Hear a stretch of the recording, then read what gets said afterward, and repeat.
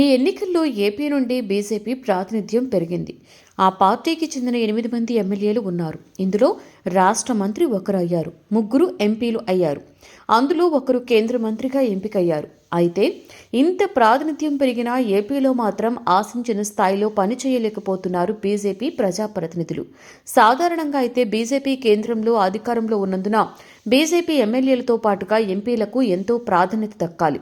కానీ దురదృష్టవశాత్తు ఏపీలో కూటమి ఉండడం, ఎన్డీఏ 3 అధికారంలోకి రావడానికి తెలుగుదేశం పార్టీ కారణం కావడంతో ఏపీ నుండి చంద్రబాబుకి ఎనలేని ప్రాధాన్యత దక్కుతోంది.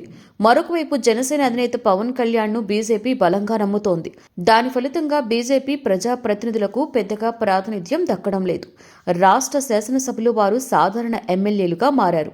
కేంద్రంలో ప్రాతినిధ్యం వహిస్తున్న ఎంపీలు సైతం ప్రేక్షక పాత్ర పోషిస్తున్నారు. ఏపీలో పొత్తులో భాగంగా బీజేపీ 10 అసెంబ్లీ స్థానాలలో 6 పార్లమెంటు స్థానాలలో పోటీ చేసింది. 8 అసెంబ్లీ స్థానాలలో విజయాన్ని సాధించింది. 3 పార్లమెంటు స్థానాలను గెలుపొందింది. నరసాపురం నుండి ఎంపీగా గెలిచిన శ్రీనివాస వర్మ కేంద్ర మంత్రి పదవిని దక్కించుకున్నారు. అలాగే ధర్మవరం అసెంబ్లీ స్థానం నుండి గెలిచిన సత్యకుమార్ యాదవ్ రాష్ట్ర కేబినెట్లో స్థానాన్ని పొందారు.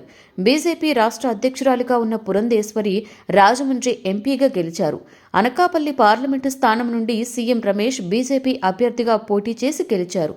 బీజేపీ నుండి ఈసారి ఎమ్మెల్యేలుగా సుజనా చౌదరి, ఆదినారాయణ రెడ్డి లాంటి వారు ఎన్నికయ్యారు. విశాఖ నుండి సీనియర్ నేత విష్ణుకుమార్ రాజు సైతం పోటీ చేసి గెలిచారు. అయితే వారంతా కూడా నామమాత్రమయ్యారు. రాష్ట్ర మంత్రిగా ఎన్నికైన సత్యకుమార్ యాదవ్ పెద్దగా ముద్ర చూపలేకపోతున్నారు. కేంద్ర మంత్రిగా ఎన్నికైన శ్రీనివాస వర్మ సైతం పార్టీ బలమైన ఉనికిని చాటుకునే వ్యవహరించడం లేదన్నది ఆరోపణ.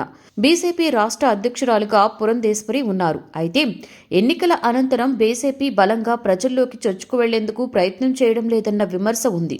అయితే పేరుకే బీజేపీకి ప్రాతినిధ్యం పెరిగింది, కానీ ఆ పార్టీ బలం పెంచుకోలేకపోవడం లోటు.